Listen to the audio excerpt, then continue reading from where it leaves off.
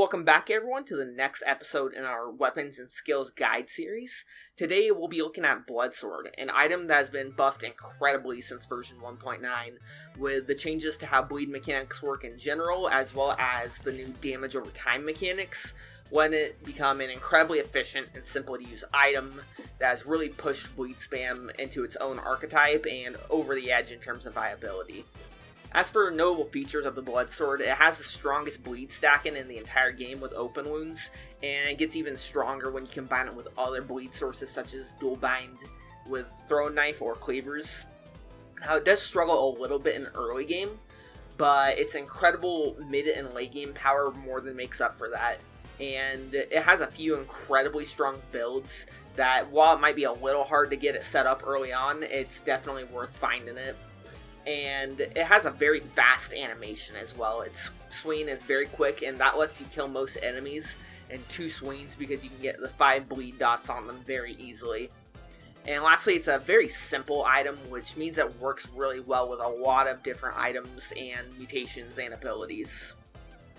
While Blitzer can struggle a bit early on in biomes, once it gets open wounds and a dual bind with a throwing knife, a Hakuto, or melee with Heart of Ice and Phaser, it can essentially walk through the entire game, 2-shotting each enemy before they even have a chance to react. Couple this with items that are great get-off-me tools such as Knife Dance, and Blitzer really doesn't have much to worry about. Its biggest late game issues can be curses, in all honesty, where if you don't quite get the kill off on something quick enough, something like an Earthshaker or a Golem in your 2-swipe combo, it can be game over. However, it's still a beast in every biome after the Prison Depth / Corrupted Prison biomes, making it easy to handle most enemies throughout your entire run, especially going into late game.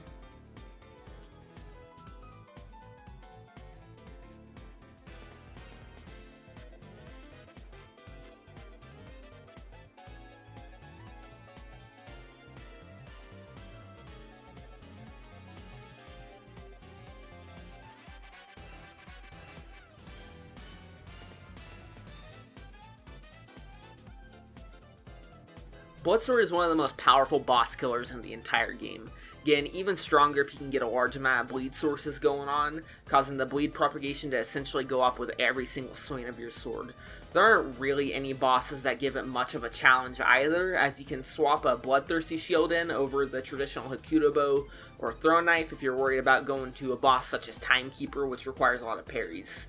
Use things like Cleaver to shred Giant and Hand of the King, or Conjunctivius' Tentacles, or just keep laying into them over and over again with your bleed items, melee, and Heart of Ice, causing them to get stun locked, especially if you combine it with a phase or dual bind to constantly be teleporting on them and resetting their patterns. Overall, Blitzer is easily one of the best boss killers in all of Dead Cells.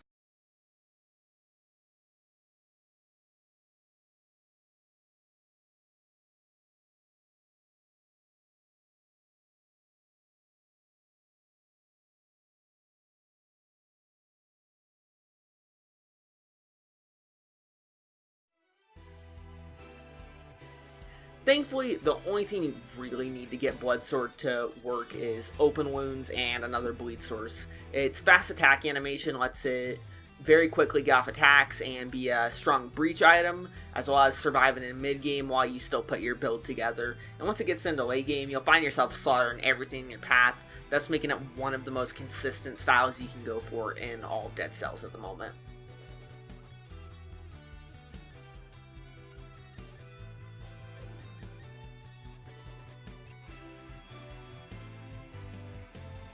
Because of the large amount of items that can pair with Blitzer, as well as its fast and strong burst damage, the item really doesn't have any major gameplay notes to touch on, being able to simply take out most enemies without any high skill requirements, and very simple but efficient style, which isn't always a bad thing in Dead Cells. In fact, the less brain power you have to use for an item, the better, making Blitzer one of the easiest to use items in the entire game.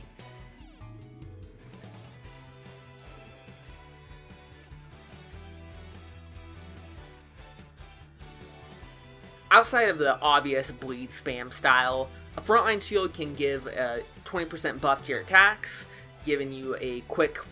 burst option after a parry, as well as using something like a phaser with open wounds is great when you put both a bleed dot on your target, as well as increasing the damage over time of your next swing, and letting a mutation like melee activate, allowing you to seamlessly teleport between each enemy and one-shot them while Heart of Ice resets the cooldown. It also works with just overwhelming bleed effects, getting a Cleaver, Corrosive Cloud, Dual Bind Throw Knife, or Knife Dance to just stack dots as quickly as possible on every enemy in the game, causing them to pop in seconds. And of course, Lacerate Aura is one of the best items that Brutality can run in general, and helps a lot with Bloodsword's vertical issues, which can be bats. It's not a huge issue that Bloodsword has, but it's always a great choice to take. Lastly, you can take something like a Hakuto Bow to just increase that dot synergy even stronger, making Bloodsword a very versatile item that can really pick up any item you see with it that might struggle otherwise and fit it into the build. While the Bloodsword might be a bit one-dimensional at times, seeming like kind of a one-trick item, the one trick that it does is win and runs, and that shows that bleed spam has really become the cornerstone build of Brutality now, quickly allowing you to switch into a very consistent build style with one of the most efficient elite and boss killer